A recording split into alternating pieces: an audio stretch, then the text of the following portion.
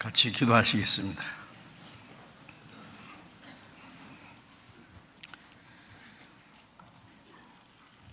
우리를 사랑하시는 거룩하시고 자비로우신 우리 아버지 하나님, 하나님을 멀리 떠나 죄 가운데 이르져 있던 저희를 찾아주시고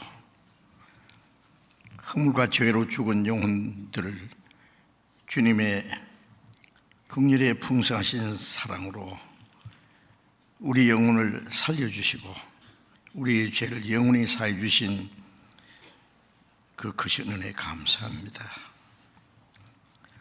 이 세상에서는 참된 행복도 소망도 없지만 주님께서 우리의 마음속에 참된 자유와 평화, 영원한 생명과 소망을 주셨사오니 감사합니다.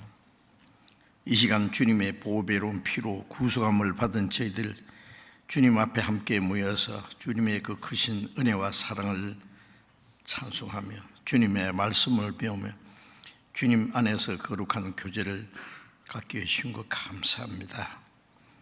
이 시간에도 하나님의 성령께서 우리 가운데 두루행하시고 우리 각 사람을 굽어 살피시고 하나님의 풍성하신 은혜와 사랑과 생명으로 우리 안에 더 풍성히 충만케 채워주셔서 우리가 하나님의 자녀로 부끄러움 없이 행할 수 있게 해 주옵소서. 우리의 마음과 우리의 생활 속에 하나님 보시기에 합당치 못한 어두운 일들, 숨은 죄, 부끄러운 일들이 있으면 주님의 말씀에 비답해서 깨닫게 해주시고 주님의 보배로운 피로 우리를 더욱 깨끗하게 주님의 진리로 우리를 더욱 거룩하게 온전하게 세워주셔서 하나님의 자녀로 부끄러움 없이 행하게 도와주시옵소서. 이 시간 함께 참여하지 못한 우리 형제 자매들 어느 곳에 있든지 주님이 일일이 보살펴 주시고 병 중에 있는 사람 속히 건강을 회복시켜 주시고 마음의 시험 받는 사람, 연약한 가운데 있는 사람들 일일이 합당하신 은혜를 허락해 주셔서 한 사람도 실족함이 없게 붙들어 주옵소서. 멀리 세계 곳곳에 어려운 여건 속에서 신앙을 지키며 복음을 전하는 모든 형제 자매들 주님 은혜와 말씀과 사랑으로 더욱 충만히 채워주시고 주님이 더 큰 위로와 지혜와 용기를 주셔서 하나님의 자녀로 합당하게 살아갈 수 있도록 주님의 복음을 더욱 담대히 증거해서 하나님이 원하시는 모든 역사를 능히 이루게 도와주옵소서. 하나님 아버지, 이 나라에 좀 더 자유와 평화와 안전을 허락해 주셔서 하나님이 우리에게 허락하신 마지막 때에 우리가 더욱 자유롭게 신앙생활하며 또 복음을 전하며 전 세계 하나님의 복음을 선교하는 이 모든 일에 조금도 어려움이 없이 지켜주시고 인도해 주시옵소서. 때를 따라 우리에게 필요한 말씀을 주시고 우리의 행할 길을 가르쳐 주시는 주님, 이 시간에도 우리에게 필요한 말씀을 주시고 주님의 말씀으로 우리에게 지혜와 용기와 힘을 주셔서 주님의 말씀을 듣고 잊어버리지 아니하고 우리의 마음과 생활 속에 지켜서 하나님의 거룩하신 뜻을 행할 수 있도록 주님께서 우리 모두 역사해 주옵소서. 주 예수님 이름으로 기도드렸습니다. 아멘. 찬양대 찬송해 주시겠습니다.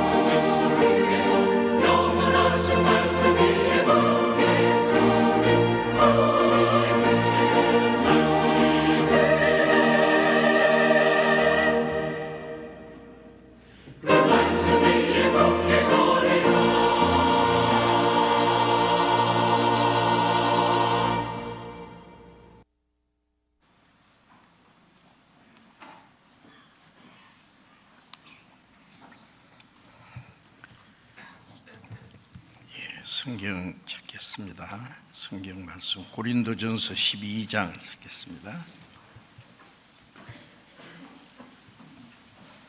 고린도전서 12장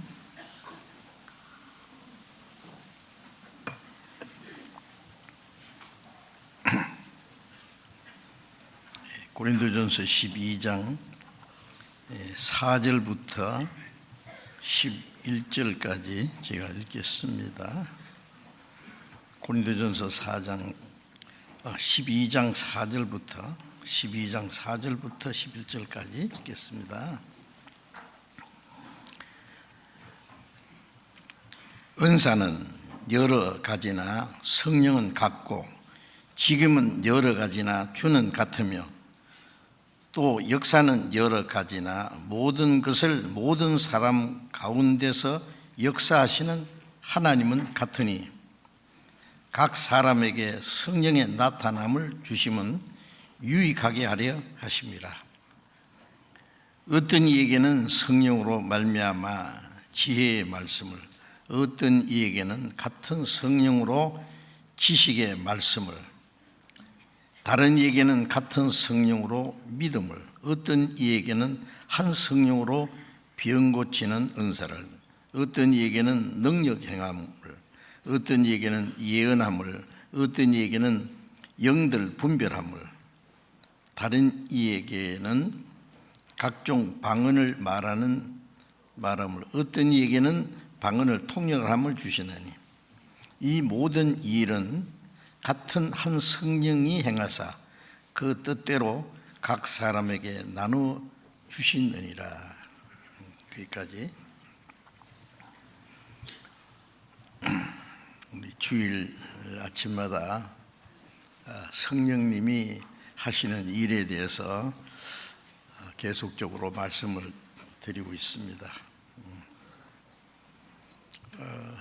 예수님이 십자가에 죽으시고 부활하신 후에 성령님이 오셔서 예루살렘부터 땅 끝까지 복음이 전파되는 가운데 그 성령께서는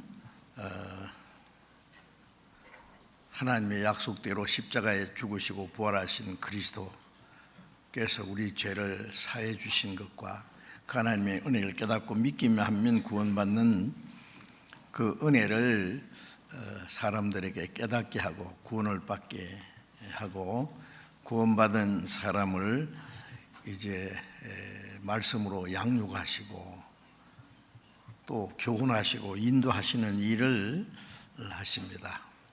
그래서 구원을 받지 않으신 분은 성령님께서 자기 마음을 열어서 하나님의 은혜를 깨닫도록 간절히 하나님의 은혜를 구하여야 될 필요가 있고, 구원받은 사람은 이제 성령께서 어떻게 우리를 가르치시고 인도하시는지를 잘 알아서 성령의 인도하심을 받아야 합니다.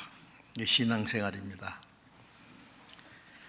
종교생활은 세상 모든 종교도 마찬가지고 기독교 안에서 구원받지 못한 사람이 그냥 규칙적으로 교회당에 와서 그냥 의식에 참석하고 돌아가고 하는 그것은 다른 종교와 다름이 없습니다. 우리가 예수님을 믿는 것은 종교가 아니라는 거 아시죠? 종교와 사실 이 기독교는 근본적으로 다릅니다.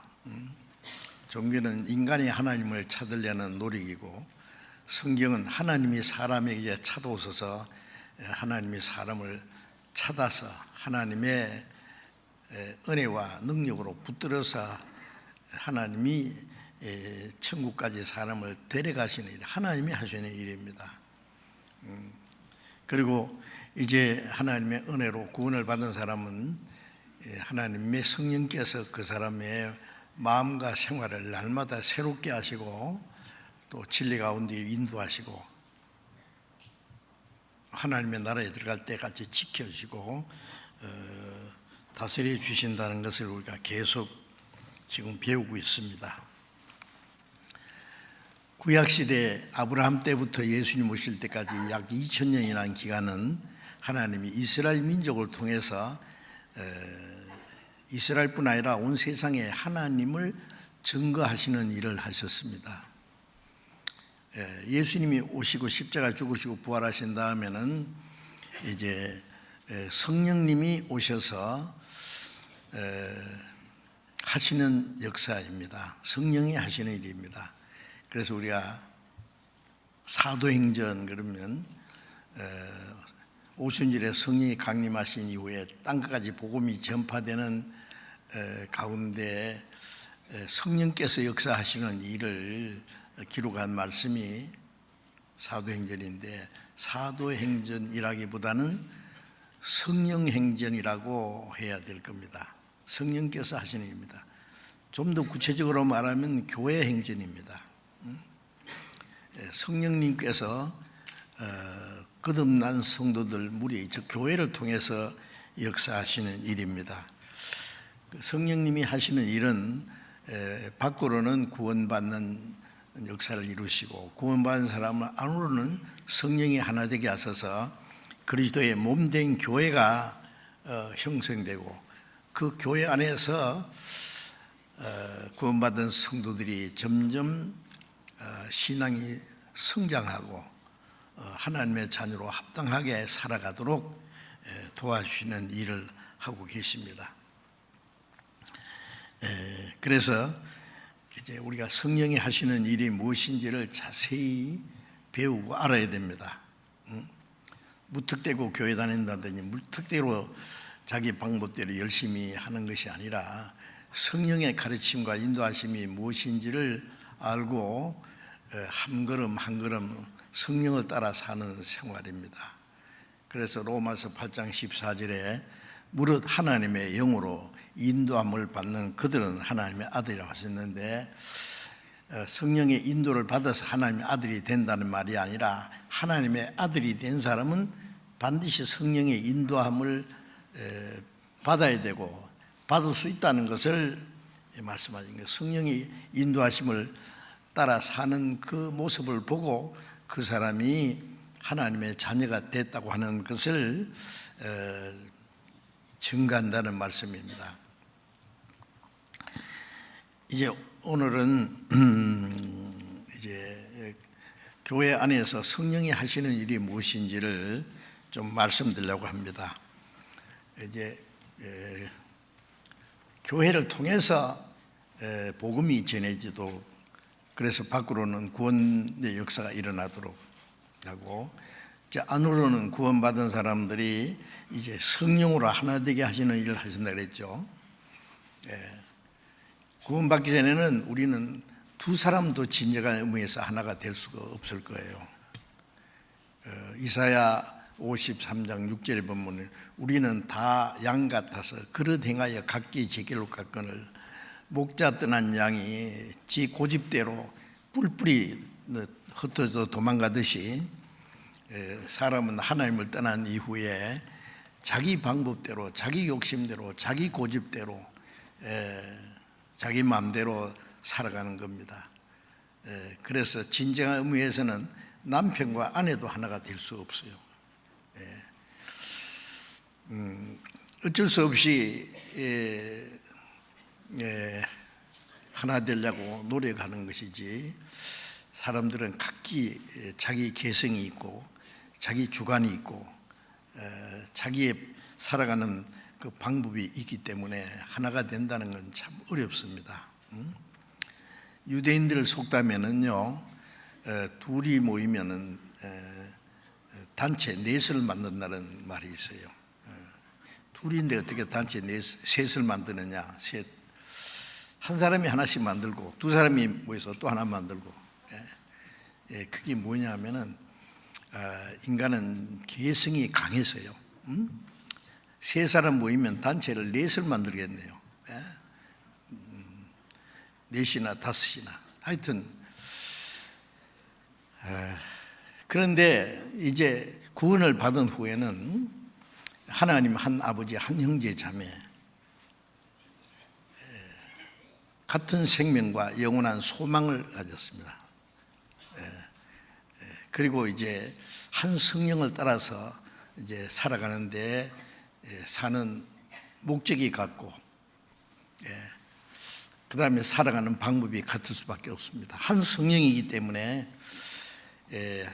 성령 안에서 하나가 될 수 있어요. 그래서 에베소서 4장 3절에 평안에 매는 줄로 성령의 하나 되게 하신 것을 힘써 지켜라. 평안에 매는 줄은 사랑입니다. 우리는 원수되었던 자들이 하나님과 사랑으로 하나님의 품에 돌아왔고, 도무지 같이 할 수 없는 사람들이 하나가 됐습니다. 이제 사랑의 줄로 하나가 됐습니다. 성령의 하나 되게 하신 것. 하나 되려고 노력하라고 하지 않았어요. 우리 노력으로 되는 게 아니에요. 성령님으로 되는 겁니다. 하나님의 사랑 안에서, 같은 생명과 소망 안에서 같은 목적이 있기 때문에 성령의 다스림을 받으면 하나가 될 수밖에 없습니다. 기름과 이 물은 자연히 딱 갈라지죠. 구원받고 나면 기름은 기름대로 딱 뭉칩니다.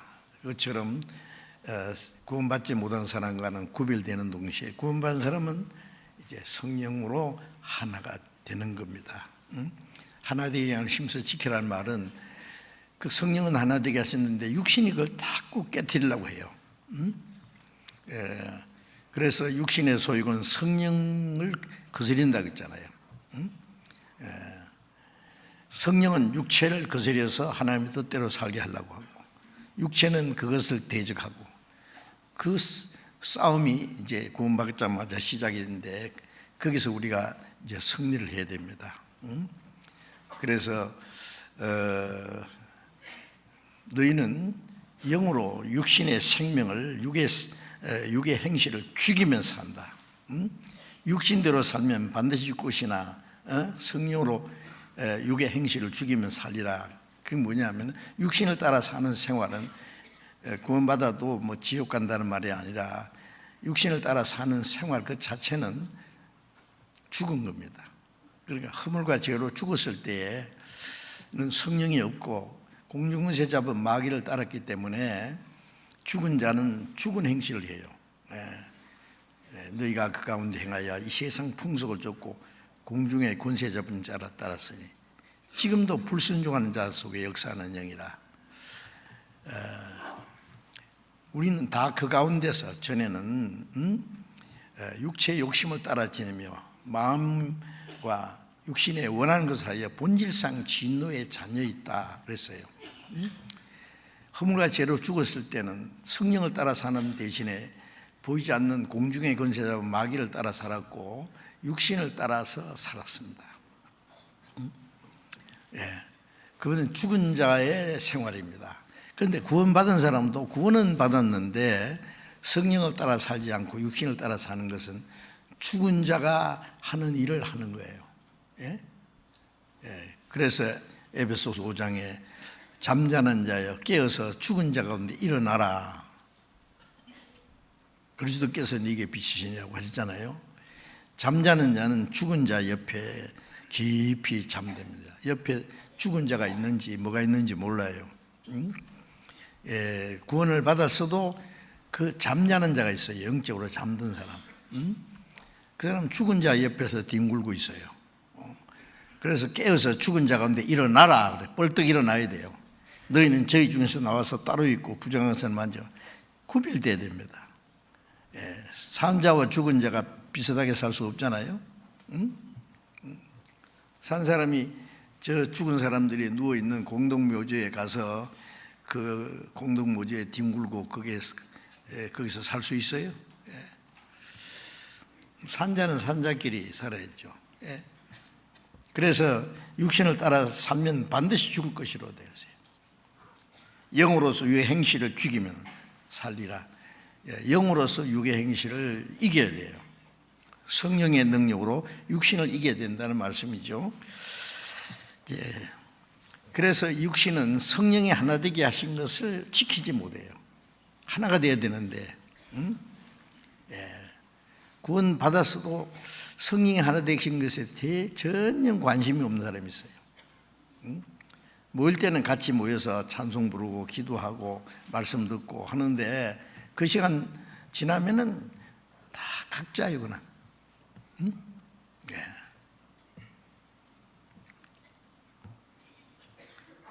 믿음도 같고 소망도 같으면 사는 생활 방법도 같아야 되는데 그렇지 않겠습니까? 각자예요. 예. 마음들이 나눠요. 그 성령 하나 되게 힘써 지키라는 거예요. 예. 마귀가 우리의 구원은 못 뺏어갑니다. 그러나 우리는 신앙생활을 하지 못하게, 우리 신앙생활을 실패하게 할 수 있어요. 성령을 따라 사는 생활을 못하게 할 수 있어요. 하나님께 쓸모없는 인간을 만들 수는 있습니다. 어떻게 하면 그렇게 되느냐? 구원받은 사람을 흩어놓으면 돼요. 예수님이 오신 것은 흩어진 하나님의 자녀를 모아 하나 되게 하려 함이라 그랬죠. 나와 함께 모으지 않는 자는 해치는 자이라. 예수 그리스도 안에서 성령으로 우리를 하나로 묶는데 이걸 자꾸 해치는 사람이 있어요. 하나가 되려면 어떻게 해야 됩니까? 사랑 가운데서 오래 참고 서로 용납하고, 구원을 받았지만 아직 우리는 변화되지 않는 옛 성품 때문에 맞지 않는 게 많아요. 우리 얼굴이 다른 것처럼 아직 성격이 다르고 신앙의 그 분량도 다르고 각각 다른 것 때문에 신앙생활 하면서도 맞지 않는 게 있어요. 마땅치 않은 게 있어요. 잘못하는 게 있어요. 성격이 달라요. 방법이 달라요. 그래서 구원받은 사람끼리도 티격태격 싸우고 다투고 시기하고 질투하고 그리고 나눠주고, 그거는 성령의 역사와 꼭 반대입니다. 아십니까? 대적하는 거예요, 성령의 역사를. 자, 이제 성령이 하나 되신 것을 힘써 지키라고 했는데, 성령이 하나 되게 하시는 것이 뭐예요? 몸이 하나요, 성령도 하나이니. 너희가 부르심이 한 소망 안에서 부르심을 있네요. 믿음도 하나고 소망도 하나고 하나님도 하나시고. 에베소서 1장 22절 23절을 보면은 교회는 그의 몸이니 예수님을 그 교회의 머리로 주셨느니라. 예수님은 교회의 머리고 교회는 그의 몸이다. 머리하고 몸은 이건 불가분의 관계입니다. 그렇죠? 머리 없는 몸이 무슨 의미가 있겠어요? 또 몸이 없는 머리가 뭘 하겠습니까?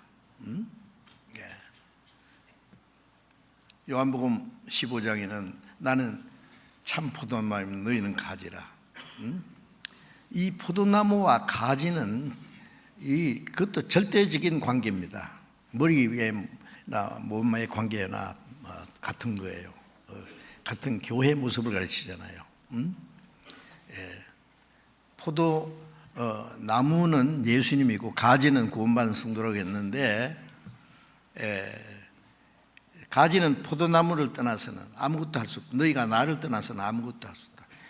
가지가 나무에 붙어 있으면 뿌리서부터 올라오는 진액을 이제 공급받아서 자라고 열매를 맺히잖아요.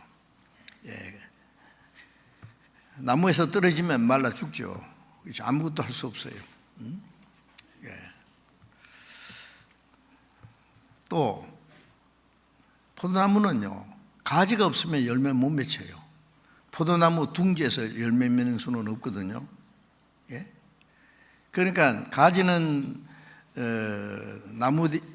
나무를 떠나서는 아무것도 열매 맺을 수 없고, 나무는 가지가 없으면 열매를 못 맺히고. 그러니까 우리는 주님을 떠나서 아무것도 할 수 없고, 주님은 우리가 없이는 아무것도 안 하셔요. 우리를 통해서 모든 일을 이루시기 원합니다. 아주 불가분의 관계예요. 그래서 하나님이 하시는 역사를 가진 교회에게다가 위탁하신 거예요. 맡긴 거예요. 어떤 부자가 자기가 자기 재산을 관리도 또 안 하려 그러고 마음대로 못 하는데 그걸 어떤 청직에게 그걸 위탁했다고 합시다. 잘 알아서 어떻게 하라고. 그것처럼 주님은 그 자기의 일을 우리에게 위탁하셨어요. 그리고 그 일을 하시는 분이 우리 가운데 계신 성령의 역사입니다. 그 얼마나 이게 참 중대한 일이고 비밀이에요. 그래서 구원받고 나면 교회가 무엇인지를 알아야 됩니다. 자기 혼자 뭐 아주 용감하게 막 똑똑하게 막 열심히 뭐 그 신앙생활 아니에요. 합창단이요. 아무리 노래 잘한다고 자기가 특별한 소리를 내면 되겠어요? 그러면 다 망쳐버리는 거예요. 같이 이 화음을 해서 조화를 해야 돼요. 그래야 아름다운 그 음악을 들려줄 수 있는 것처럼 내 혼자가 아니에요. 우리가 조화를 해야 돼요. 연합해서. 예수님은 머리고 온몸은 그 머리에 붙어있는 지체로서. 자, 이것은 비밀입니다. 그리고 이 교회의 비밀을 알고 고린도전서 12장 13절에 유대인이나 헬라인이나 종이나 자유자나 다 한 성령으로 세례받아 한 몸이 되었고 다 한 성령을 마시겠네요. 구원받고 나면은 구원받았다, 거듭났다, 성령으로 세례받았다 같은 말입니다. 어떤 사람은 구원받는 거하고 성령 세례받는 거하고 다르다 그러는데 그건 성령을 잘 몰라서 그래요. 구원받았다, 거듭났다, 성령 받았다. 성령은 사람을 구원받게 하고 거듭나게 하고 거듭나게 한 후에 성령이 떠나는 게 아니라 그 안에 계셔요. 성령을 받았다면 성령의 세례 받았다. 구원받고 나면 성령을 받자마자 성령이 하나 딱 되게 했어요. 성령의 세례가 처음 임한 것은 오순절에 예루살렘 다락방에 120명이 모였을 때 성령의 세례가 처음 임했습니다. 그 다음에는 성령이 계속 계셔요. 베드로가 오순절에 말씀을 전해서 3,000명이 구원받았어요. 그럼 3,120명, 그럼 5,000명 계속 그 이미 임한 성령에 착 붙는 거예요. 참여하는 거예요. 한 성령에 참여하는 거예요. 뭐 오순절에 성령이 따로 내리고 그 다음에 뭐 또 다시 위에서 성령이 또 내리고 그게 아니에요. 이미 오신 성령 안에 우리가 연합하는 거예요. 자, 그래서 구원받고 거듭날 때에 성령이 안에 계시고 성령을 받은 사람은 이제 성령으로 하나가 되었습니다. 성령으로 세례받았습니다. 이제 그 교회 안에서 이제 교회를 통해서 하시는 일이 아까 말씀드린 대로 밖으로는 복음을 전해서 구원받는 역사가 계속 일어나야 돼요. 교회가 해야 될 첫째 해야 될 가장 중요한 하나님이 교회를 두신 첫 번째 목적은 복음을 전해서 많은 영혼이 구원받게 하는 거예요. 성령이 너희에게 임하시면 너희가 권능을 받고 성령의 능력으로 땅까지 내 증인이 되리라. 지난번에 말씀을 또 자세히 배우셨잖아요. 성령의 능력으로 예루살렘부터 땅까지 복음이 전파되고 복음이 전파되는 가운데 많은 영혼이 구원받는 역사가 일어나요. 그 복음이 동쪽 끝에 사는 우리에게까지 왔지 않습니까 지금?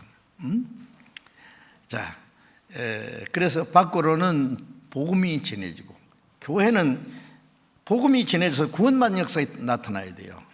저는 우리 교회 어떤 교회는 구원의 복음이 활발하게 전해지고 구원받는 역사가 계속 일어나고 어떤 교회는 물론 뭐 거기에 조건에 따라서 구원받는 사람이 많이 일어날 수도 있고 그게 많은 어려움과 통제를 받을 수도 있습니다.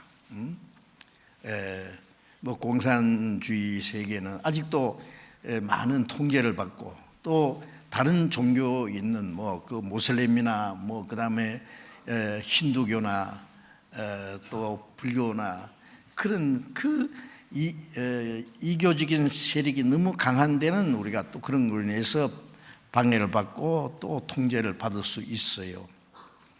그리고 또 부자 나라 전도해 보면은 부자가 천국 가기 어렵다는 말씀처럼 참 전도하기 어렵습니다.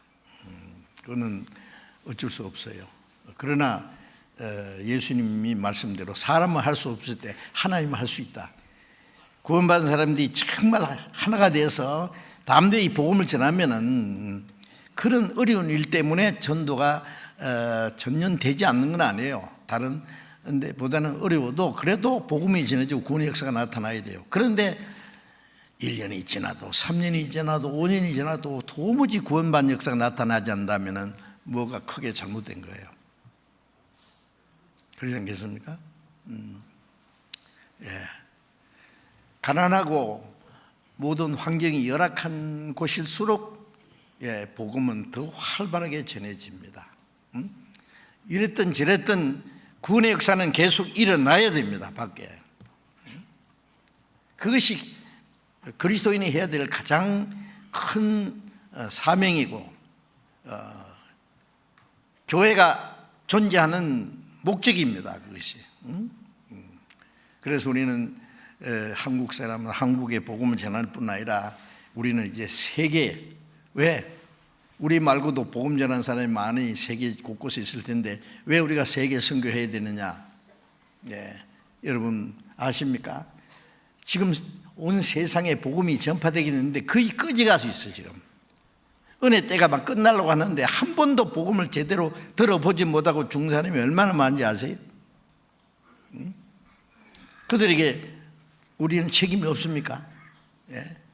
이제 우리만 구원받고 뭐 우리 가족들, 우리 나라에만 전도하면 된다. 하나님이 그걸 허락하실까요? 아닙니다. 우리가 할 수 있는 최선을 다해서 마지막 세계 선교를 하는 것이 그리스도인이 세상에 살아있는 목적이고 교회에게 주신 지상 최대의 사명입니다. 그리고 이제 또 하나는 구원받은 사람이 안으로 성령이 하나 되고 믿음이 성장하고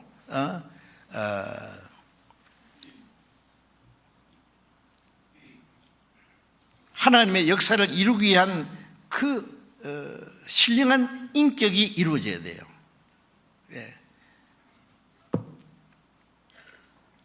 어린 아이는요 태어나기는 했지만은 아무것도 할 수 없잖아요. 온 가족의 보살핌과 사랑을 받지 않으면 성장할 수 없고 성장할 수 없으면은요 계속 누워 있으면 어떻게 해요? 계속 똥싸개로 말이야 뒹굴고 있으면 어떻게 하냐고. 어릴 때는 막 철없이 막 그렇게 천방진축을 해도요 좀 크면은 달라진다 기대하기 때문에 아니나 다를까 크면은 오젓하게 이제 자기 부끄러움을 가릴 줄도 알고 누가 싫어하는지 좋아하는지 눈치도 볼 줄 알고 남을 즐겁게 할 줄도 알고 부모 심부름도 하고 순종도 하고 나중에는 좀 더 크면은 부모가 하는 일을 도와서 그 일을 이어받아서 할 수도 있지 않습니까? 구원받았지만은 신앙이 너무 어릴 때는 아무것도 못해요. 말씀꾸러기예요 오히려. 그래도 교회 안에서 말씀을 계속 배우면 신앙이 성장하는 만큼 철이 든다 그러잖아요. 그러면 이제 자기가 해야 될 일이 무엇인지 알고 하나씩 하게 됩니다. 그처럼 신앙이 성장하면은요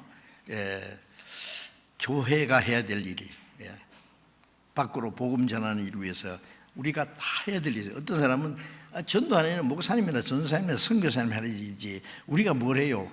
그런 맞습니까? 사도행전 8장에 보면 예루살렘에 큰 핍박이 일어났을 때 사도들 외에는 다 흩어졌어요. 스데반이 말씀 전하다가 돌에 맞아 죽은 후에요 뿔뿔이 흩어졌어요. 흩어진 사람들이 뿔뿔이 흩어져서 맞아 죽을까 봐 숨어 있었습니까? 가는 데마다 복음을 전했어요. 흩어진 성도들이 가는 데마다 복음을 전했다고 성경에 말씀하고 있습니다. 왜 예루살렘에 뭉쳐 있느냐? 근데 불이 나는데 막 때리면 불똥이 튀어서 막 곳곳에 점점 더 멀리 번지듯이 예루살렘에 큰 핍박이 일어난 것은 예루살렘 온 유대와 사마리아 땅까지 이제 빨리빨리 전해져야 되는데 뭉쳐 있으니까 빨리 흩어버린 거예요. 또 곳곳에 교회가 생겼는데 예루살렘엔 유대인 교회와 그 외에 이방인 교회가 이게 서로 사랑하는 게 뭔지 몰라요. 그러니까 예루살렘에 큰 핍박이 일어나게, 흉년이 일어나게 해서 예루살렘 성도들은 집이고 땅이고 다 팔아서 사도들 발 앞에 붙이고 그 다 나눠줬잖아요. 두 가지 이유가 있습니다.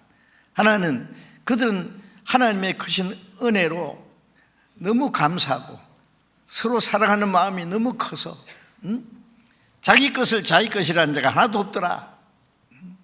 다 자기 것이 아니라 우리는 하나님 것입니다.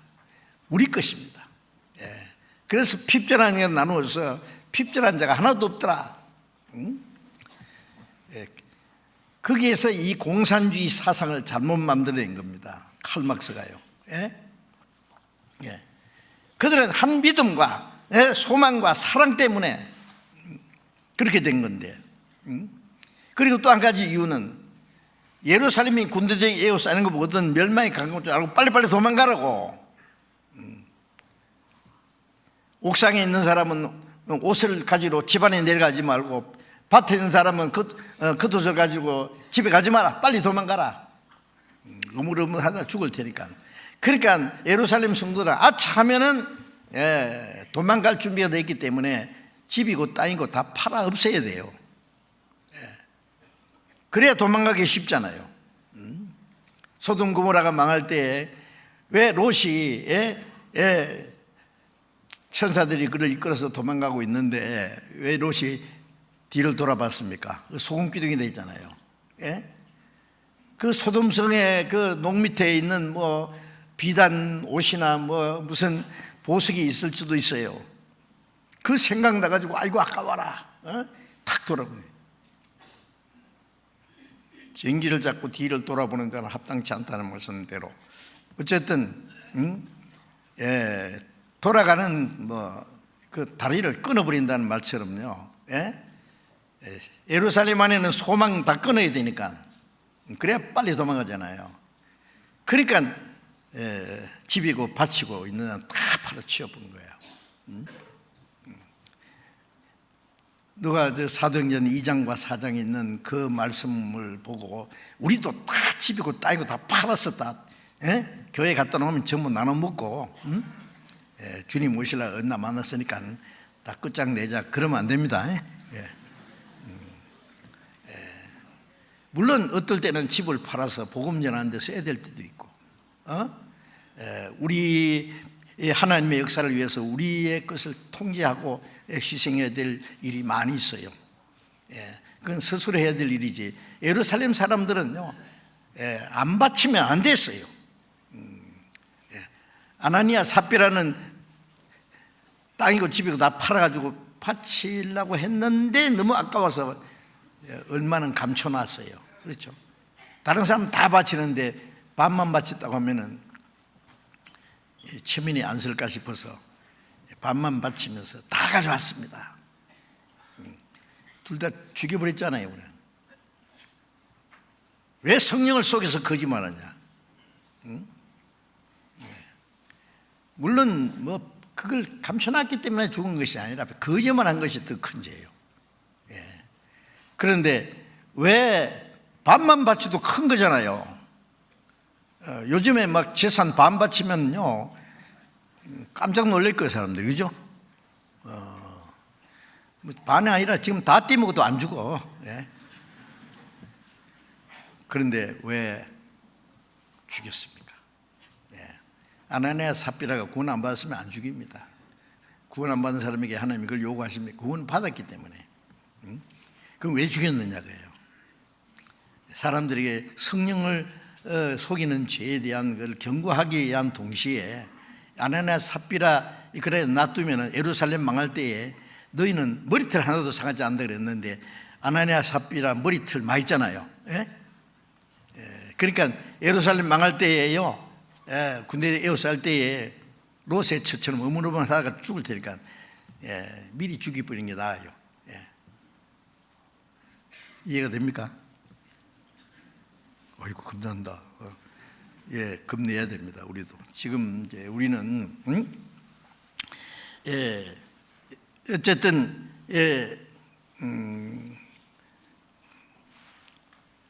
성령께서 우리 가운데 역사하셔서 예루살렘에 있는 성도들이 다 받쳐서 어렵게 됐어요. 그게 오래 못 갔어요. 거기다가 예루살렘에 큰 흉년이 들었잖아요. 그렇죠? 그러니까 예루살렘 사람들이 바치고 따이고 다 팔아 그 힘으로 복음이 빨리 전해졌다 그랬어요. 그런데 정작 흉년이 드니까 먹을 것도 없어요.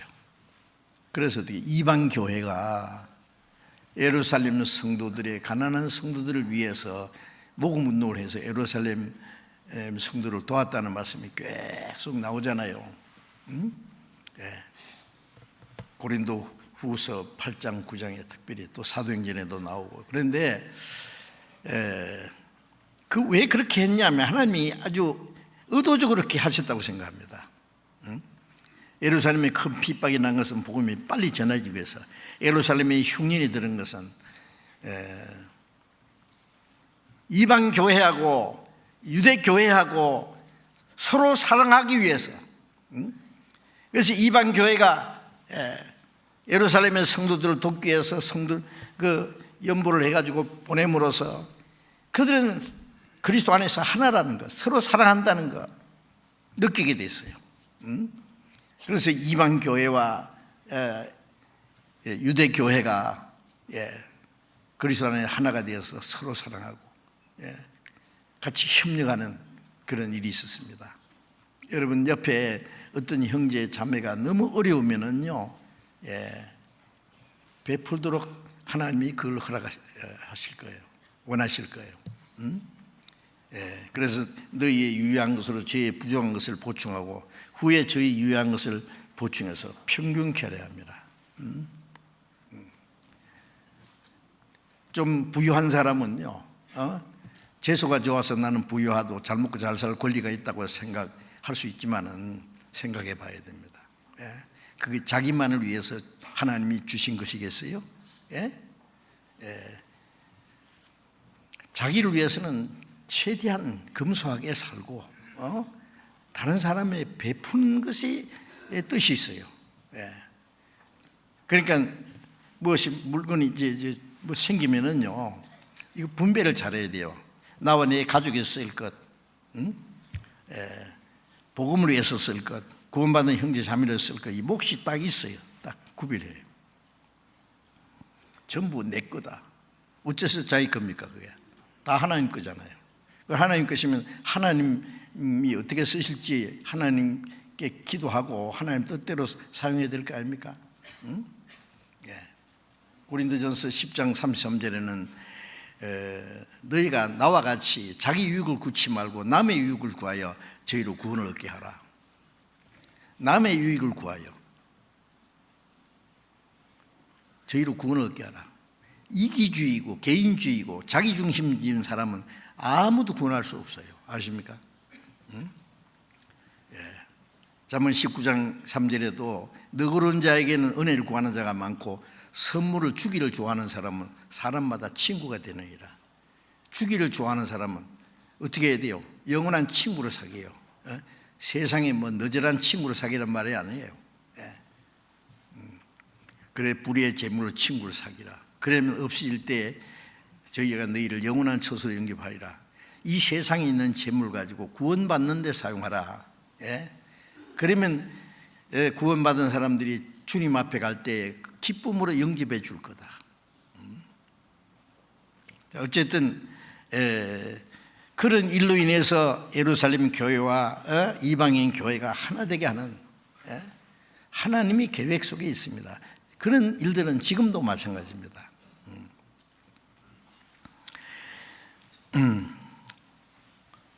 고린도전서 7장을 잠깐 찾겠습니다. 7장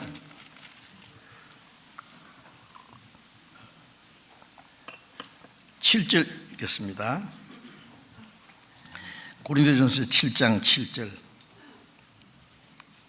나는 모든 사람이 나와 같기를 원하노라. 그러나 각각 하나님께 받은 자기의 은사가 있으니 하나는 이러하고 하나는 저러하니라. 자, 바울 사도는 여기 고린도전서 7장에 보면은 이 결혼에 대해서 쭉 얘기했습니다. 어떤 사람은 결혼을 해서 주님을 위해서 열심히 살 수 있고, 어떤 사람은 결혼 안 하고 혼자 살면서 주를 위해서 살 수 있다. 그러니까 결혼하고 안 하는 게 중요한 게 아니라 어떻게 사는 것이 중요하다.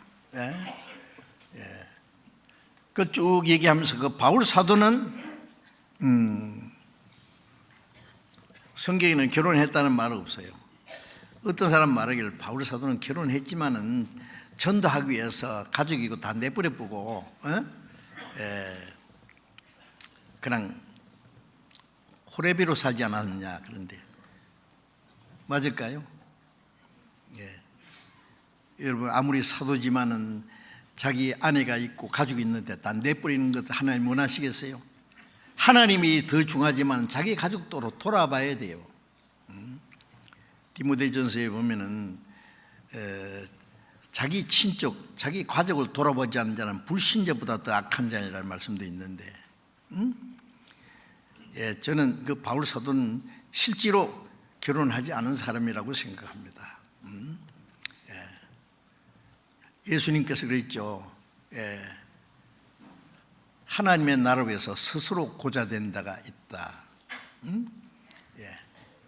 그것은 하나님의 나라 복음을 전하기 위해서 결혼 안 하고 사는 사람이 있다. 그건 스스로 고자되는 사람이에요.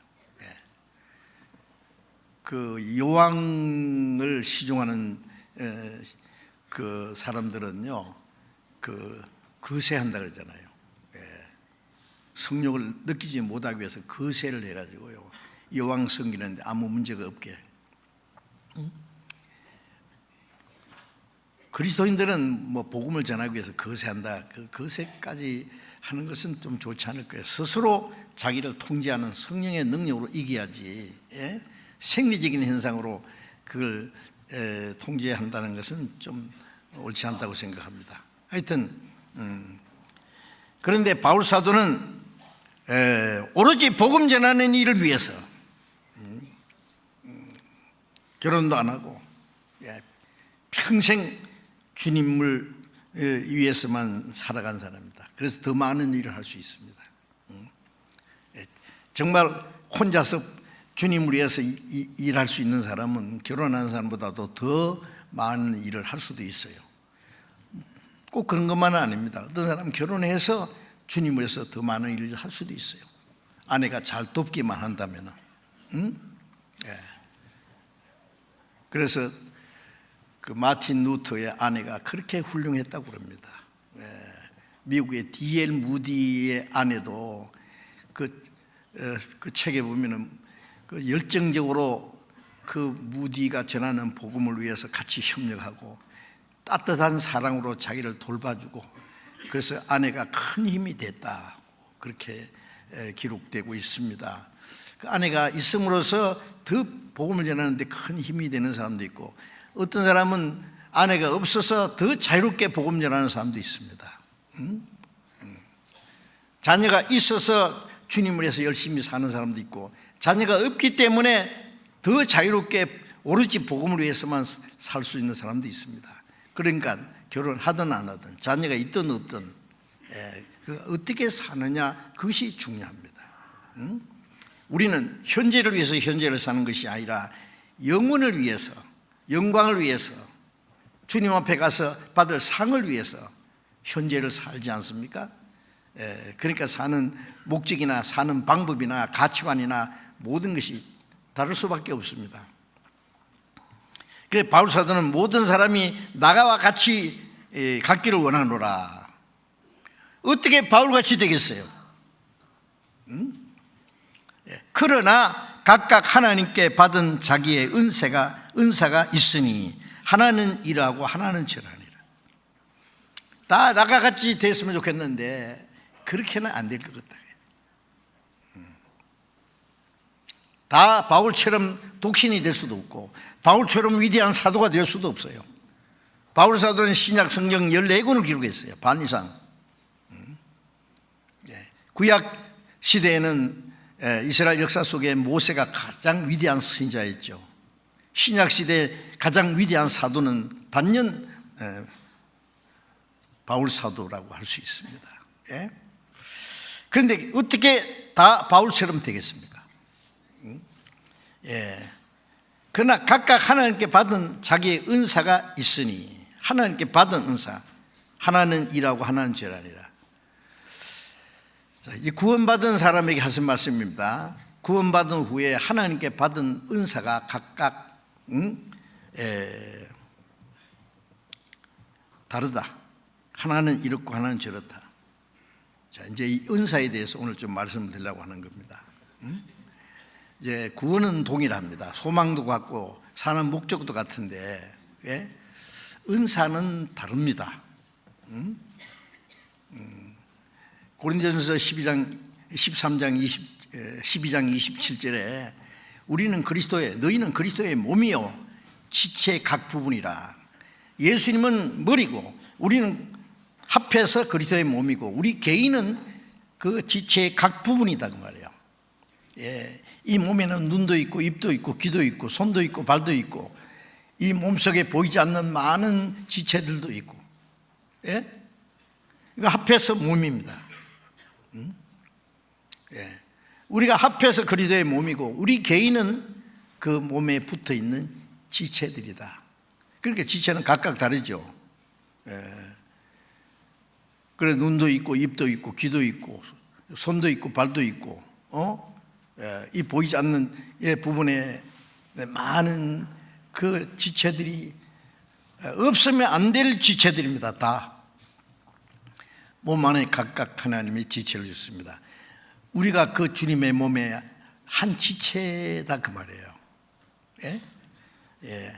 각각 하나님께 받은 자기 은사가 있다. 각각 하나님께 받는 은사입니다. 하나님이 그걸 잘 생각하셔야 되죠.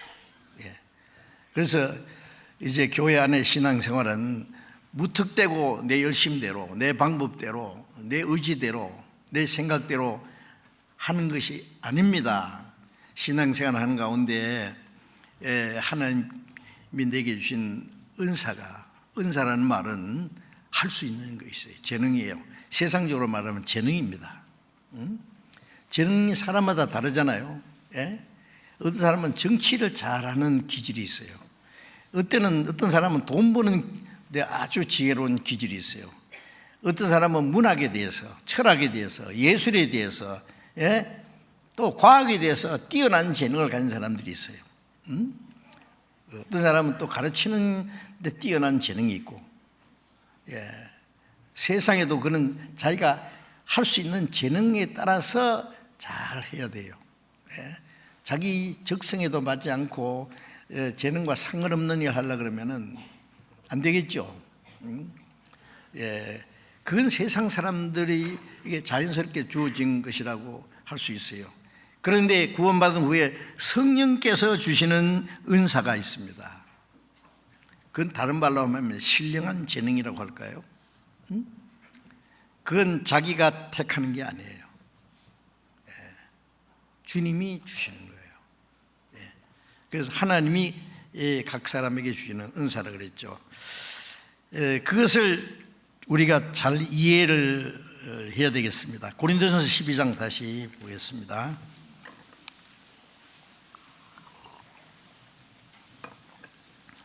12장 4절 봅니다. 은사는 여러 가지나 성령은 같고 직임은 여러 가지나 주는 같으며 또 역사는 여러 가지나 모든 것을 모든 사람 모두 역사하시는 하나님은 같으니. 여기에 은사는 여러 가지다. 이해하시죠? 이 몸의 지체가 다 같으면 안 돼요. 달라요. 다 눈이면 냄새 맡는 곳은 어디냐? 네. 다 귀면 입은 어디냐? 손가락만 있어도 안 되고 발만 있어도 안 돼요. 네. 다 골고루 있어야 돼요. 필요해요. 그래서 여기 은사, 그 다음에 직임, 또 역사 같은 내용입니다. 하나님이 주신 은사가 여러 가지고 직임도 여러 가지고, 직임은 맡은 직분이에요. 자기가. 그 다음에 역사는 여러 가지나, 어떤 일을 하는 데 있어서 자기가 할 수 있는 일, 그 여러 가지나 하나님 같다. 성령이 같고 주도 같고 하나님도 같고, 여기에 성부, 성자, 성신, 삼위에 대한 말씀을 하면서 모든 사람 가운데 역사하시는 하나님은 같으니 각 사람에게 성령의 나타남을 주시면 유익하게 하려 합니다. 무슨 유익입니까? 머리의 뜻을 행하기 위한 거예요. 그러니까 이 몸은 오로지 머리의 뜻을 행하기 위해서 있는 거예요. 머리가 명령하면은 이 몸을 통해서 그 머리가 원하는 것을 이루어야 되겠죠. 결국 주님이 하시는 역사를 이루기 위해서요. 또 그 다음에 무슨 유익을 하냐면 교회 유익이에요. 입이 먹어야 되는데 눈이 딱 감고 나는 잘난다. 발이 어디로 가야 되는데 뭐 몸이 까딱도 안 한다. 다른 지체가 손이 뭘 잡으러 가는데 발은 나 안 갈란다. 이러면은 이제 아무것도 안 돼요. 그렇죠? 그러니까 이 지체는 서로를 위해서 있는 거예요. 이 지체 중에 하나만 없어져 봐요. 얼마나 불편해요. 아시잖아요. 어떤 형제 자매, 저 형제 자매는 나와 같지 않으니까 저 형제 자매는 별로 필요 없는 사람인가 보다. 나하고 상관없다. 그렇게 말할 수 있습니까? 다 하나님이 주신 은사가 있어요. 구원받은 사람은 자기가 몰라서 그렇지 다 있습니다. 그걸 잘 아셔야 됩니다. 지혜롭게. 구원받은 하나님의 자녀라는 것 제일 중요하고, 또 그리스도의 몸된 교회 안에서 성령이 하나 되게 하셨다는 것 중요하고, 그 안에 우리가 서로 지체라는 것은 얼마나 귀중한 존재입니까? 이 몸 지체 중에 어느 한 지체도 우리가 무시하거나 필요 없다고 하거나 소홀히 여길 수 있습니까? 어떤 사람 새끼 발가락 하나 없어도 뭐 그거 괜찮다고. 진짜 없어볼까요? 어떻게 된가? 걸음걸이가 다릅니다. 균형이 안 잡힙니다. 발가락 하나만 없어도. 아시? 다 필요하기 때문에 하나님이 지체를 다 주신 거예요. 보이는 지체도 있고 보이지 않는 지체도 있습니다. 얼굴이 이쁘다고 얼굴만 중요합니까? 눈이 이쁘다고 눈만 중요합니까? 이 몸 속에 있는 꺼내만 아주 징그러운 것이 있어요. 그렇죠? 창자도 꺼내보면요, 간도 꺼내보면요, 볼품 없어요. 더 중요합니다. 아시겠습니까?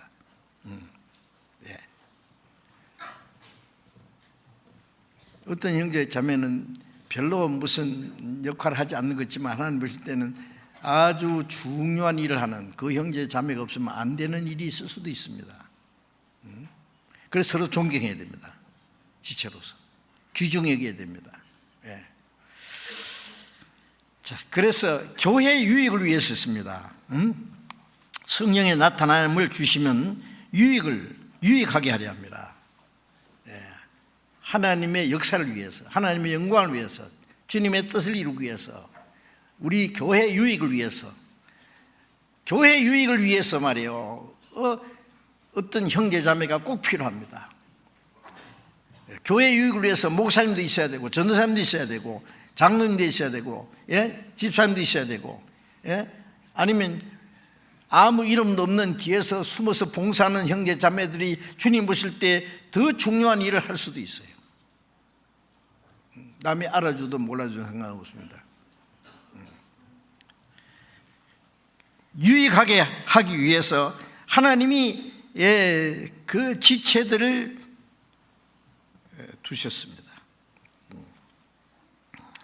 8절, 어떤 이에게는 성령으로 말미암아 지혜의 말씀을, 어떤 이에게는 같은 성령을 따라 지식의 말씀을, 지혜의 말씀, 지식의 말씀.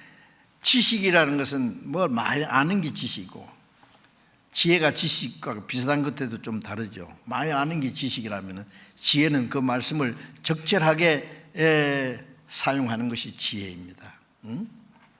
많은 지식이 있어도 그걸 적절하게 사용하지 않으면 의미가 없는 거죠. 가치가 없는 거죠. 영양학 박사가 영양실조에 걸려 죽는 수도 있잖아요. 많이 알면 뭐예요? 자기는 안 먹는데. 영양을 따라서. 자, 그래서 지식도 필요하고 지혜도 필요하고, 지혜의 말씀. 그러니까 말씀의 은사를 받은 사람이 있습니다. 그 다음에 다른 이에게는 같은 성령으로 믿음은 특별히 막 그 믿음이 강한 사람이 있어요. 본받을 게 있어요. 야, 저 형제 자매는 참 그 심지가 견고하고 믿음이 조금도 흔들리지 않아. 어떤 어려움이 있어도.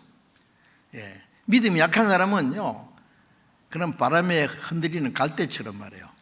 물결이 흘러가는 것처럼 이리 갔다가 저리 갔다가 도무지 중심을 못 잡는 사람이 있었다고. 근데 확실한 믿음을 가지고 오로지 그 믿음으로 모든 걸 지켜나가는 분이 있어요. 어떤 이에게는 한 성령으로 병 고치는 은사를, 병 고치는 은사가 있었다는 걸 알아야 됩니다. 병 고치는 은사를, 어떤 이에게는 능력 행함을, 능력이라는 거, 여기 능력은 초자연적인 우리 이성으로는 느낄 수 없는 어떤 기적을 행하는 일을 말합니다. 능력을. 어떤 이에게는 예언함을. 이 예언이 왜 필요하냐면은 이 성경이 기록될 때는 신약이 아직 다 기록되지 않았을 때입니다. 그러면 어떻게 하냐, 교회에서 갑자기 어떤 사람이 벌떡 일어나서 막 죄를 책망하고 어떤 걸 가르치고 말씀 가르치고 그 다음에 앞으로 될 일을 얘기하고, 그 예언입니다. 어떤 얘기는 예언함을, 어떤 얘기는 영을 분별함을. 왜 영을 분별하냐면은 요한일서 4장 1절에 보면은 자녀들아 너희가 영들을 다 믿지 말고 영들이 하나님께 속했느냐 시험하라. 많은 거짓신자가 세상에 나왔습니다. 성경을 가르치고 뭐 이적을 행하는 사람들이 나타나는데 저게 하나님의 영으로 하는 건지 거짓인지 분별하는 것이 또 필요해요. 그래서 영 분별하는 사람이 또 있었습니다. 다른 이에게는 각종 방언을 말함을. 이 고린도 교회는 방언을 많이 했어요. 이 사도행전에도 방언이 있는데요, 그 서신서에 보면은 방언에 대한 말씀이 고린도 전서밖에 없습니다. 어떤 사람은 방언을 받아야 성령 받은 증을 하는데 물론 잘못된 겁니다. 또 방언 받으면 성령 충만인데 그건 틀렸습니다. 이 많은 은사 중에 방언은 제일 꼴찌에 나와 있다고요. 아시겠어요? 왜 그러냐? 방언도 하나님의 은사는 은사인데 제일 작은 은사예요. 아세요? 그래서 자세한 말씀에 보면 방언은 믿는 자를 위하지 않고 믿지 않는 자를 위한 표적이다. 성령이 있는지 없는지 모르는 때에 성령이 계신다는 것을 하나님이 이적을 통해서, 방언을 통해서 보여주신 게 있어요. 그래서 사도행전 19장에 보면 너희가 믿을 때 성령 받았느냐 그러니까 성령이라는 게 있나? 성령이 있다는 말도 못 들었다. 예. 그럼 무슨 세례 받느냐? 이 사람들은 성령의 세례 받은 것이 아니라 요한의 세례라. 듣기는 듣는데 아직 구원을 확실히 못 받은 것 같아요. 에베소에 있는 성도들을 12명. 그래서 바울 사도가 자세히 복음을 전하고 그 다음에 그들에게 안수하니 성령이 임함으로 예언도 하고 방언도 했다. 12사람 됐다. 예. 그 기적, 가벼운 기적입니다. 이적이 나타남으로 아, 성령이 계시구나, 우리 가운데 역사하시구나, 그걸 느낄 수 있도록. 그래서 성령이 성령께서 너희 보고 듣는 이것을 부어줬다. 성령을 어떻게 보고 듣습니까? 방언을 했으니까. 예. 물론 여러 가지 이적을 통해서. 그래서 이 방언이 있고, 또 어떤 얘기는 방언을 통역하면, 방언이라는 말은 알아듣지 못하는 겁니다. 방언은. 예. 그 사도행전 2장에 나오는 방언은 그거는 모든 사람이 알아들 수 있는 방언이었어요. 창세기 11장에 바벨탑을 쌓을 때 더 이상 쌓지 못하기 위해서 하나님이 그들을 흩어버리려고 언어로 혼잡기 위해서 말이 안 통했잖아요. 그걸 흩어졌잖아요. 그런데 사도행전 2장에 보면은 오순절이 성령이 강림했을 때 그 오순절을 지키기 위해서 전 세계 흩어진 유대인들이 예루살렘에 모였어요. 우리는 메소포타미아, 로마, 가바도기아, 여러 지방에서 왔다 그랬어요. 그런데 저 갈릴리 사람들, 예수의 제자들이 지금 무식한 사람들이었는데 막 얼마나 말을 유창하게 할 뿐 아니라, 아니 우리가 난 방언으로 듣는 게 뭐냐, 웬일이냐. 유엔 총회 가면은 다 레시바 꽂고 각 나라 대표가 말할 때 통역해서 들리잖아요. 그러나 누가 통역하는 사람도 없는데 모든 사람이 자기가 태어난 방언으로 말씀을 듣는 거예요. 말하는 사람은 베드로인데 듣는 사람은 다 각기 자기 말로 들리는 거예요. 어떻게 된 거예요 이거? 기적입니다. 예. 바벨탑 쌓을 때는 흩어버려야 되고, 이제 성령이 임하면 구원받아서 이제 하나가 되는 그 일은 그 사도행전 2장에 그때 딱 한 번 있었습니다. 그 방언은 다릅니다. 그러나 고린도전서에 나오는 방언은 아무도 알아듣지 못하는 방언이에요. 그래서 비밀로 하나님께 말한 거다, 기도한다. 자, 방언 얘기하려니까 좀 조심스러운데 저도 기도하다가 방언을 한번 했거든요. 옛날에 저 전라북도 어디서 말씀 전하다가 같이 기도하자 그러고, 그때는 막 통성 기도했어요. 장시간 성경 얘기하고. 그런데 각자 기도하는데 제가 방언하는 소리는 들었어요. 그래 한 번도 내 방언을 했으면 좋겠다든지 그런 기도하지도 않고 그것도 별로 좋아하지 않았어요. 근데 갑자기 제 혀가 이제 말리면서 처음에는 찬송이 나왔어요. 곡은 알겠는데 가사는 모르겠더라고요. 곡은 새벽부터 우리 사랑함으로써 저녁까지 시를 부릅시다, 이 곡인데 가사는 방언이에요. 무슨 말인지 모르겠어요. 막 그런데 들어도 제가 무슨 소리인지 몰라도 아주 듣기가 좋더라고. 그 다음에 찬송이 딱 끝나니까 그 다음에 방언이 확 방언으로 기도하는데요. 깜짝 놀라, 이게 방언이라는구나, 그런 걸 딱 느끼지더라고. 그 다음에는 이제 한참 하다가 안 하려고 해도 소용없어요. 계속 나와. 그래서 내버려 뒀죠, 실컷 하도록. 한참 하다가 딱 끝났어요. 막 눈을 떠보니까 둘러쓴 사람들이, 앉아있는 사람들이 깜짝 놀라가지고 막 눈이 희둥해서 나 쳐다보고 있어요. 자, 어쨌든 제가 오해 없기 바랍니다. 그 후에 몇 번 있었어요. 근데 그걸 계속 하고 싶은 마음은 없었어요. 방언이라는 게 있습니다. 그런데 또 방언을 통역하는 사람이 있다 그러죠. 통역. 아무도 못하니까 이 방언을 통해서 기도만 하는 것이 아니라 뭘 가르치는 것도 있었는 것 같아요. 그래서 통역하는 사람, 설교 통역하듯이 말이죠. 방언을 통역하면 주시나니 이 모든 일은 같은 한 성령이 행하사 그 뜻대로 각 사람에게 주시느니라. 이 모든 일은 같은 성령이 행하사 그 뜻대로 각 사람에게. 이 말씀의 중요한 것은 한 성령이 그 뜻대로, 하나님 뜻대로입니다. 주님 뜻대로 각 사람에게 나는 무슨 은사를 주십시오 그래서 주시는 게 아닙니다. 오해하지 마세요. 하나님, 나는 위대한 전도자가 되게 해주세요. 기도하는 건 자유지만은 그런다고 하나님이 그 은사를 주시는 건 아니에요. 하나님, 내게 병 고치는 은사를 주세요. 지혜의 말씀, 지식의 말씀을 주세요. 사모하는 것은 좋지만은 그런다고 다 주시는 건 아닙니다. 한 사람은 이러고 한 사람은 저러고. 하나님의 뜻대로입니다. 뜻대로. 아시겠죠? 그래서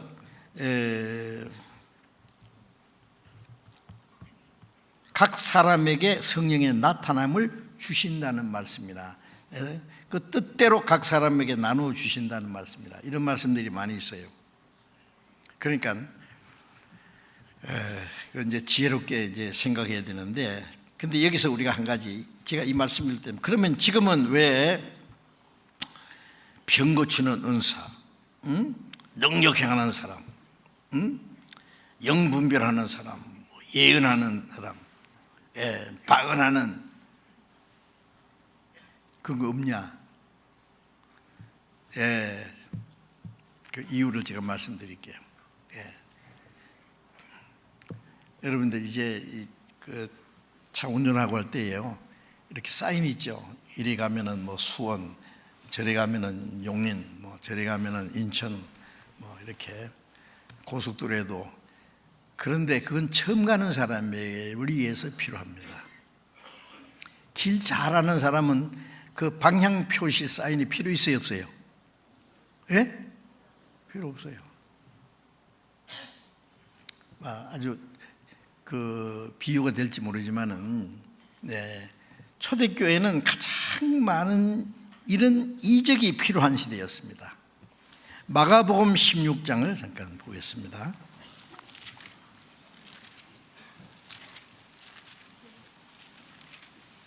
마가복음 16장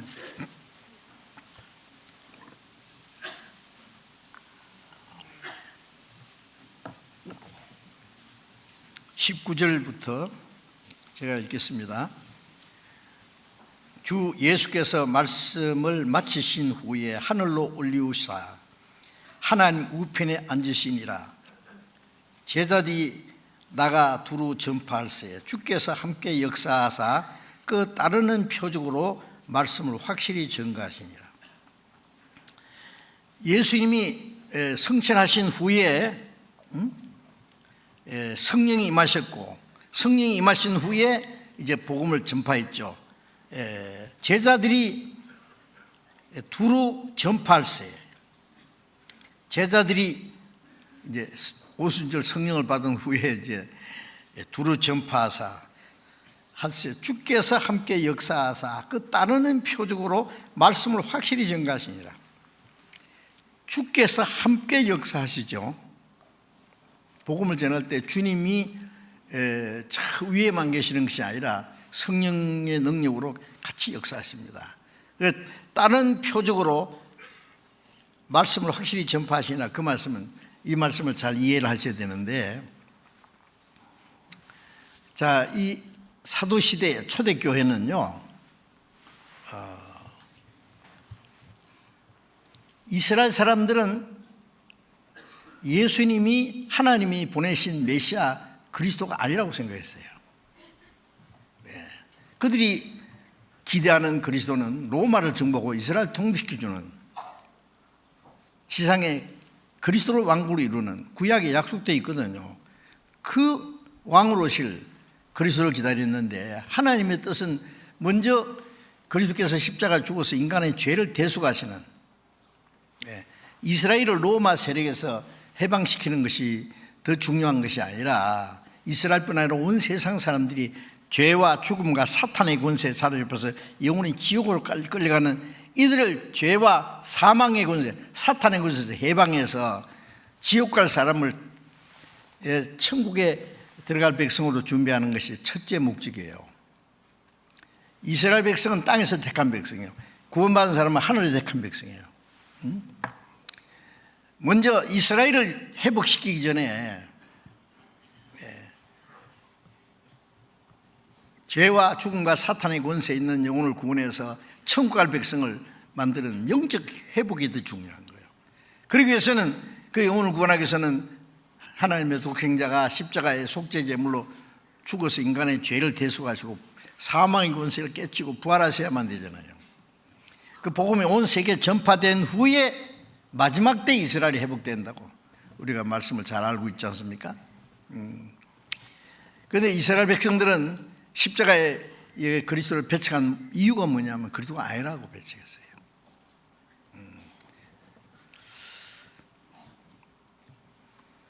자, 유대인들은 예수님이 그리스도가 아니라고 배척했고, 그러니까 아직도 많은 유대인들이 예수를 믿지 않습니다. 구약만 믿고 신약은 믿잖아요. 신약은 이단책이라 그래요. 아직도 왕으로 오시는 메시아를 기다려요. 그게 유대교지 않습니까 지금? 그 다음에 이제 이방인들은 어떻습니까? 이방인들은 구약 성경도 없고 하나님도 모르고 신약은 아직도 기록되어 있지 않았고, 그런데 하나님의 택한 백성이라고 하는 이스라엘 민족이 그리스도가 아니라고 해서 십자가에 배척해 십자가에 못 박아 죽은 예수를 온 세상의 구세주라고, 그리스도라는 말은 구세주라는, 그리스도라는 말을 이방인들이 어떻게 믿겠어요? 자, 한번 생각해 보세요. 이방인은 성경도 없어요.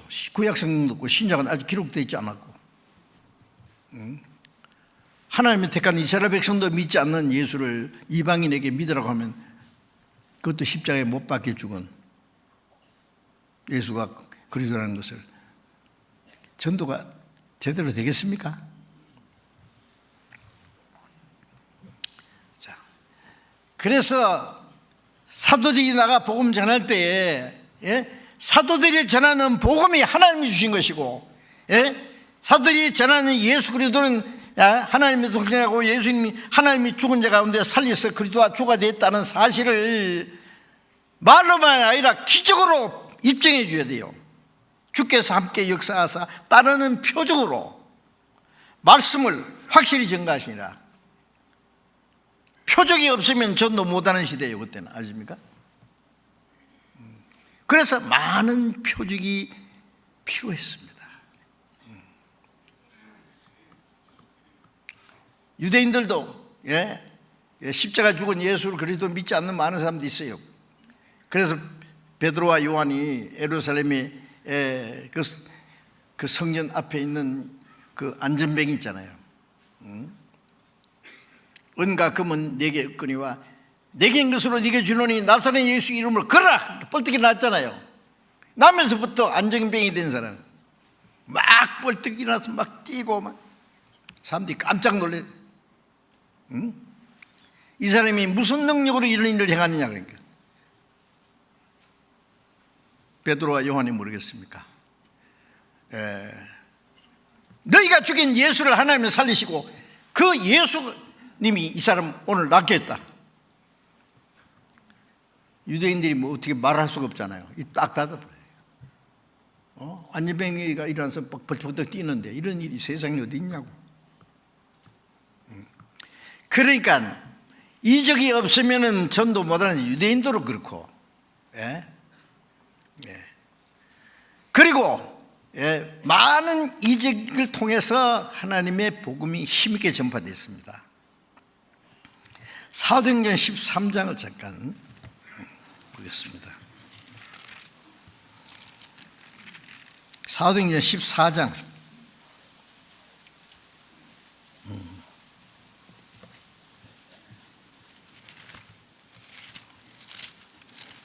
14장 3절 읽겠습니다.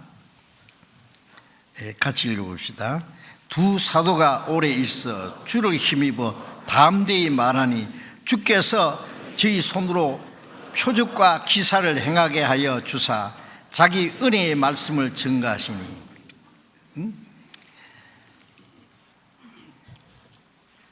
유대인들이 이방인의 마음을 선동해서 형제들에게 악감을 품고 죽이려고 했어요. 앞에 보면은. 그러니까 두 사도가 오래 있어 주를 힘입어 담대히 말했다. 주께서 저희 손으로 표적과 기사를 행하게 하여 주사. 표적과 기사를 왜 행합니까? 병 고치는 게 목적입니까? 사람을 놀래게 하는 게 목적입니까? 아닙니다. 자기 은혜의 말씀을 증거하시니, 은혜의 말씀을 증거하는 수단으로서 이적이 있어야 됩니다. 그래서 히브리서 2장 4절도 하나님이 표적과 기사와 여러 가지 능력으로 저희와 함께 증거하셨느니라. 그러니까 이 초대교회는 어느 시대보다도 많은 이적이 필요했어요. 예수님이 이적을 행하신 것은 또 뜻이 다릅니다. 죽은 자를 살리고 문둥병자를 깨끗게 하고 속의 눈을 뜨게 하고 귀신 들린 자를 쫓아내고 5,000명의 떡을 만들으신 모든 것은 예수님이 죽으시고 부활하심으로 사람들의 죽은 영혼을 살리시고 문둥이 같은 죄인을 깨끗게 하시고 영혼의 눈을 뜨게 하고 김거리 길을 열어주고 사탄의 권세에 있는 자를 자유케 하고 사탄을 내쫓으시고 모든 사람에게 하나님이 신령한 하늘의 양식을, 신령한 하나님의 떡이라는 걸, 그걸 신령한 걸 증거하기 위해서 예수님이 하신 이적을 한번 뒤집으면 전부 예수님 죽으시고 부활하신 일어날 신령한 역사를 가르치는 거예요. 세례요한은 성령으로 모태부터 성령 충만해. 모태부터 성령 충만한 사람은 세례요한밖에 없어요. 어디 있습니까? 그러나 세례요한은 아무런 이적도 행하지 않았습니다. 요한복음 10장에 보면 요한은 아무런 배우지 않았으나 행하지 않았으나 이 사람이 예수에 가르쳐 말하는 건 다 참이라 하더라. 그래서 많은 사람이 예수를 믿어요. 세례요한은 이적을 행하면 절대로 안 되는 사람입니다. 왜 그런지 아세요? 세례요한은 하나님을 증거하러 온 사람이 아니에요. 이미 하나님을 믿는 이스라엘 백성들에게 하나님이 약속하신 그리스도가 예수님이라는 것, 그 증거하러 온 사람이에요. 그러니까 구약시대 이스라엘 역사 속에는 많은 이적을 통해서 하나님을 증거했죠. 그리고 선지자 선지자를 통해서 말씀을 주었습니다.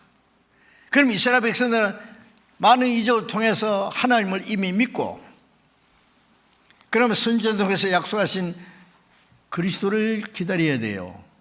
그래서 말씀을 통해서 저분이 그리스도인가 그걸 분별해야 되는데, 이스라엘 사람들은 말씀을 안 믿고 이적만 기다렸어요. 만일 세례요한이 이적을 행하면은 구약에 나타나는 하나님의 역사를 깡그리 무시하고 새로 시작하는 게 되는 거예요.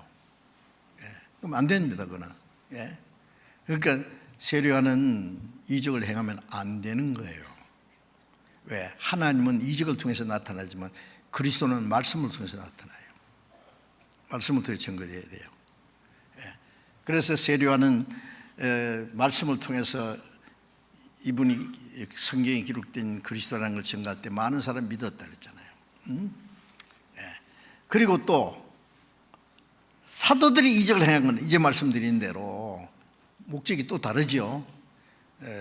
이제 말씀드린 대로 사도들이 전하는 복음이 하나님이 주신 거라는 사실을 이적으로 입증해야 돼요. 유대인들이나 이방이나. 그리고 사도들이 하나님이 같이 역사하셨다는 사실이 신약에 기록이 돼야 돼요.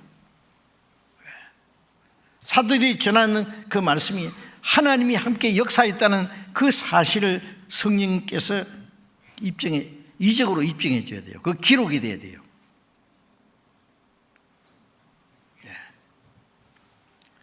그래서 사도 시대는 많은 이적이 필요했겠죠. 초대교회는 뭐 병 고치는 은사, 뭐 능력 행하는 거, 뭐 방언하는 거, 통용하는 거, 뭐 지금은 잘 우리가 볼 수 없는 그런 기적이 많이 나타났어요.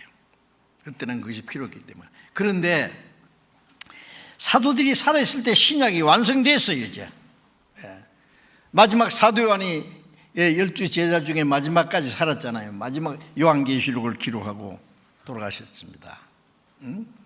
사도 시대의 신약이 다 기록되고, 그 다음에는요 기록된 말씀이 전해져요.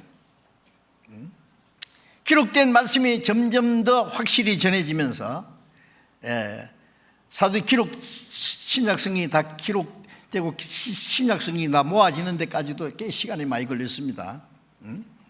처음에는 신약이 기록돼도요 지금처럼 이런 하나로 만들어진 것이 아니라 그 사도들이 기록한 말씀이 편지로 여기저기 이제 돌아가면서 읽었다 그러잖아요. 그러면서 이제 이 말씀이 점점 더 자세히 성경이 이루어지고 기록된 말씀이 점점 자세히, 여러분 우리 시대가 지금 우리 교회가 아는 성경이요, 우리 교회에서 가르치는 성경이 얼마나 정확한지 아십니까? 요한일서 2장 27절에 기름 부음이 너희 안에 가나니, 주께 받은 바 기름 부음이 너희 안에 가르치, 그 기름 부음이 모든 걸 너희에게 가르치고 참되고 그것이 없으니 너희를 가르친 그대로 주 안에 가라. 자녀들아 이제 그 안에 가라. 성령께서 가르치신단 말씀이요. 그 참되고 그것이 없다. 물론 과거에 성령으로 말씀이 기록됐고 이 기록된 말씀이 전해질 때도 성령께서 가르치셨어요. 성령으로 기록된 말씀을 사람이 자기 마음대로 이걸 해석할 수도 없고 이해할 수도 없어요. 성령께서 가르치지 않으면 못 깨달아요. 그런데 우리 시대에 저는 가장 많은 우리 교회에 가르치는 말씀이 가장 확실하고 정확하고 어느 시대보다도 가장 많이 확실하게 알고 가르친다고 생각합니다. 그것은 우리가 과거의 어떤 사람들보다도 믿음이 좋아서가 아니에요. 더 신령해서가 아니에요. 그럼 왜 우리 시대에 제일 많이 깨닫냐? 시대적으로 제일 많이 깨달을 수밖에 없는 시대예요. 왜냐하면 이 말씀은 때가 돼야 풀어지는 말씀들이 많이 있습니다. 아직도 우리가 성경에 이해 못하는 말씀이 있어요. 그건 가만히 놔둬요. 제대로 풀어질 때까지. 억지로 풀면 안 돼요. 네? 네. 때가 되면은. 네. 그래서 지금 우리 교회에서 가르치는 게 어디에도 가르치지 못한 내용들이 많습니다. 그걸 아시는지 모르겠어요. 그런데 너무 정확해요. 책에 봐도 없어요. 그런데 우리에게 하나님이 확실히 깨닫게 해줬어요. 여러분들 이런 것도 이해를 좀 하시는 게 좋습니다. 하나님께서 우리 시대에 전 세계 선교의 사명만 맡긴 게 아니라 우리에게 가장 많은 말씀을 깨닫게 해주셨습니다. 그래서 이 기록된 말씀이 완전히 기록되고 기록된 말씀이 점점 확실히 전해지면서 복음을 전하기 위한 수단으로서의 이적의 필요성은 점점 없어졌어요. 지금은 거의 필요 없어요. 네. 길을 아는 사람에게는 방향 사인이 필요 없듯이 말이죠. 우리는 아무런 이적도 필요 없어요. 세례요한처럼 아무런 이적도 하지 않았으나 그가 전하는 말씀 다 참이라. 우리는 말씀을 통해서 믿지 이적을 통해서 믿는 게 아닙니다. 그것도 이해를 하셔야 돼요. 그래서 지금은 물론 뭐 성도들을 위해서 우리가 어떤 성도가 병이 났으면 간절히 기도하면은 하나님의 병을 고칠 수 있어요. 어떤 사람은 병이 있는 것도 하나님 뜻인 줄 있고, 어떤 사람은 병이 낫는 것도 하나님 뜻일 수 있어요. 하나님께 맡기고 기도할 수 있어요. 그러나 복음을 전하기 위한 수단으로서의 이적의 필요성은 없다, 그 말씀입니다. 그걸 이해하셔야 돼요. 우리 시대는 말씀을 너무나 말씀이 가장 확실히 전해지기 때문에, 그게 뭐 따르는 표적으로 말씀을 확실히 전한다, 그거는 그 사도시대에 필요했던 게, 지금은 우리가 그 말씀이 해당이 안 됩니다. 그런 말씀 이해되세요? 이해하셔야 돼요. 그렇지 않으면요, 뭐 이적이 나타나면 와 깜짝 놀래가지고 우리 교회는 이런 이적이 없는데. 제가 잠깐 마태복음 24장을 보겠습니다.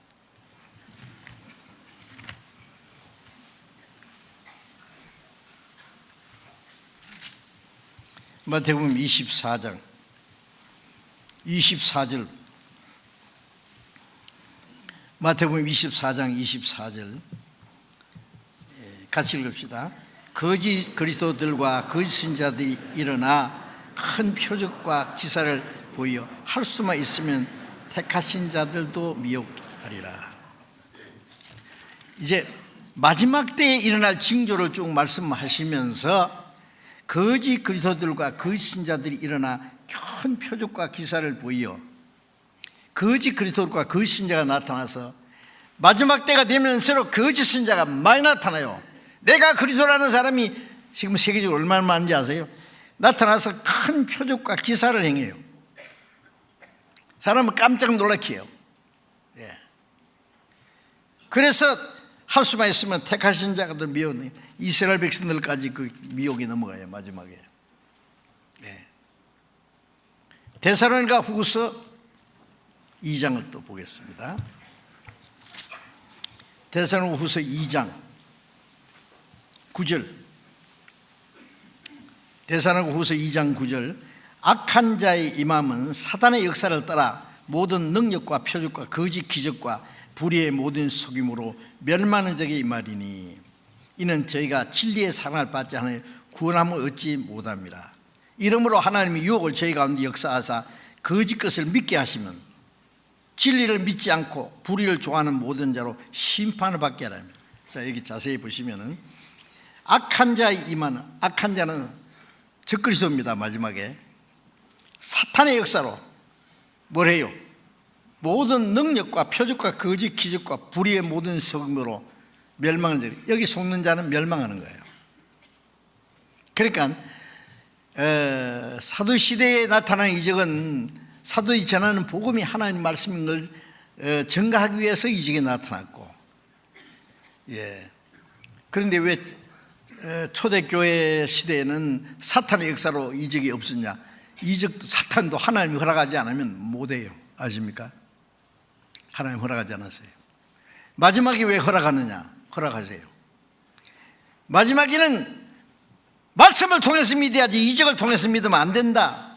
그래서 표적과 거짓 기적과 불의의 모든 성매로 멸망하는 적이 말이니, 이거 여기 속으면 멸망해요. 저희가 진리의 사랑을 받지 않아요. 구원하면 어찌 못하냐? 진리를 깨닫지 못하면 구원받지 못한 사람이 이게 속아요. 이러므로 하나님이 유혹을 제 가운데 역사하게 하사란 말은 마귀가 역사하도록 내버려 둬요. 이는 진리를 믿지 않고 불의를 좋아하는 모든 자로 심판을 받도록 하나님 허락하세요. 그러니까 지금요, 어디서 깜짝 놀랄 기적이 나타나거라면요, 그게 사탄의 역사가 아닌가 하고 의심해도 좋습니다. 지금은 하나님이 이적으로 전도하는 시대가 아니에요. 아셔야 됩니다.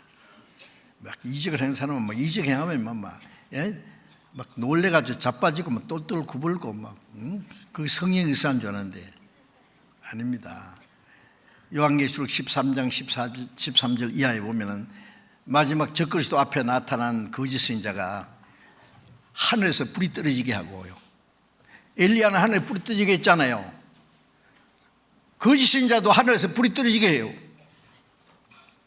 우상을 만들었고 우상에 생기를 줘서 우상의 말을 하도록 한다 그랬어요. 아니 우상을 만들었고 우상의 생기를 우상이 말하면은요 어떻게 되겠어요? 놀래 자빠집니다. 그런데 사탄의 역사입니다. 자, 그래서 진리를 믿지 못하고 거짓을 믿도록 역사하기 위해서 마지막에 마귀 역사가 많이 나타나고, 그래서 진리를 믿지 않고 불의를 좋아하는 자들이 그런 걸 좋아하는 심판받도록 하나님이 내버려 둡니다. 이걸 잘 분별을 하셔야 됩니다. 그래서 사도시대는 어느 시대보다도 많은 이적이 필요한 시대였다는 것을 이해하시면 되겠어요. 이 얘기하다 보면 시간이 많이 갔네요. 오늘 여기까지만 말씀드리겠습니다. 다음 계속 말씀드리겠습니다. 기도하겠습니다. 자비로우신 우리 아버지 하나님, 하나님의 작정하신 은혜 시대가 끝나고 이 땅에 하나님의 진노와 심판이 임할 마지막 때가 우리 앞에 너무나 가까운 것을 저희들이 압니다. 이 마지막 때에 우리를 구원해서 거룩하게 구별해 주시고 우리 가운데 역사하시는 주님의 능력을 따라서 하나님의 뜻과 영광에서 살게 하시는 은혜 감사합니다. 구원받은 우리 각 사람에게 주님 뜻대로 은사를 주신다고 말씀하신 대로 우리는 주님의 몸된 교회 지체입니다. 주님, 머리 대신 주님의 뜻대로 행하게 하시고 우리를 주님의 몸된 교회 지체로서의 역할을 잘 감당할 수 있도록 우리가 마땅히 할 일이 무엇인지, 우리가 마땅히 할 수 있는 일이 무엇인지를 깨달아 알게 도와주시옵소서. 주 예수님 이름으로 기도드렸습니다. 아멘.